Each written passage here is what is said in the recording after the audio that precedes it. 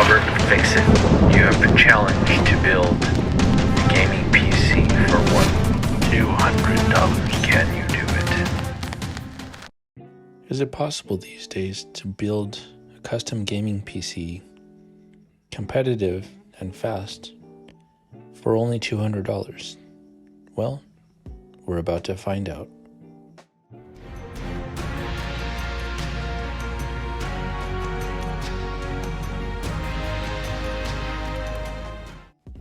So we're back to more budget gaming PC, and this time we have the $200 gaming PC build challenge.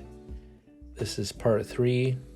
I have already participated in the $185 challenge, and then I created the $100 gaming challenge, which was episode 2, and then I saw a lot of posts about a $200 gaming PC, so I wanted to enter my hat into the ring. And so what I did was I just upgraded the $100 gaming PC that I posted before. So, let's go.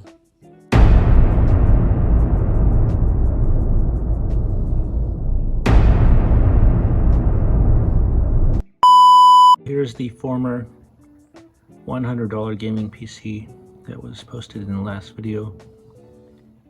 And now I thought, well, if we can make a $100 PC, what if we raise the budget to $200 and just had it be slightly better? So this is basically the same one with a just small couple of upgrades. So let's take a look inside.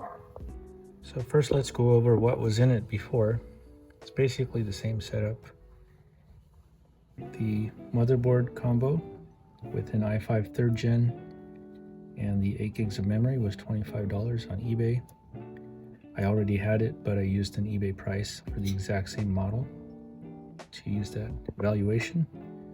I actually found this cooler for $5, which included this fan. And in that budget video, I did not have enough money to actually add a fan because I got into it by just $1. So I moved this fan to here and just let this cool naturally, and it runs very cool. The previous setup had the $25 GTX 960, and there were no fans here. And then the case was $25 on Facebook. The GPU was $25, and that was it. Everything added up to basically $100. And then I'm using a Dell 500 watt power supply. So, having another $100, what I did was I picked up another GPU that would be $75 for this 980 Ti. $12 for these fans from Amazon. These are aRGB fans. And you can't see it, it's behind here, but I have a controller, an external controller, so you can change the colors and the patterns and everything. So there's not a whole lot you can do extra, but I think this might be slightly overkill for this power supply, even though it works fine, but it's a little much. What you would probably do in the same situation is you would get something like a GTX 1060 or RX 580. Still get these fans, maybe get another RGB fan for here, and then another one for here if you wanted it to be, super colorful. And I know you're looking at the RAM stick, why is there only one? It's because the price was so cheap because the second DIMM slot doesn't work, so you can only put in one. So it's just 8 gigs, but otherwise it works. I mean, it's $200, runs quite well. You're gonna get, what was I getting, like 80 to 90 frames per second in Call of Duty, Fortnite of course, many frames per second, and that's about all I tried. But this is the same setup that I had in my Dell. My Dell Optiplex build is exactly this.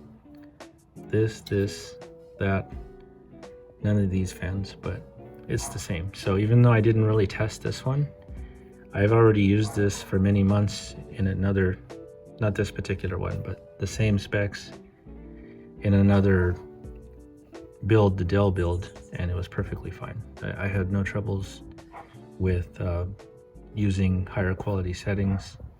1080p, kind of medium or balanced, and then Fortnite performance. I did try this on Epic on Fortnite. It was okay, but just a little, just a hair laggy, so I would suggest performance settings. And then yeah, you can see how it looks once it's turned on. It's got a nice new case, and so if you bought this, you could easily just keep these here, buy a new motherboard and CPU at some point, use the same graphics card, or buy a new one, buy a new power supply, and you would be good. I think, let's see, if we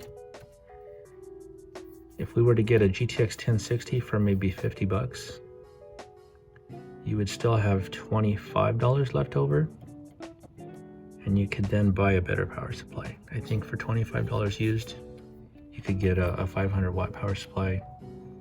Even though this is 500 watts, it's got these ugly cables. And this one I actually painted. I was gonna paint this one, but I forgot about it.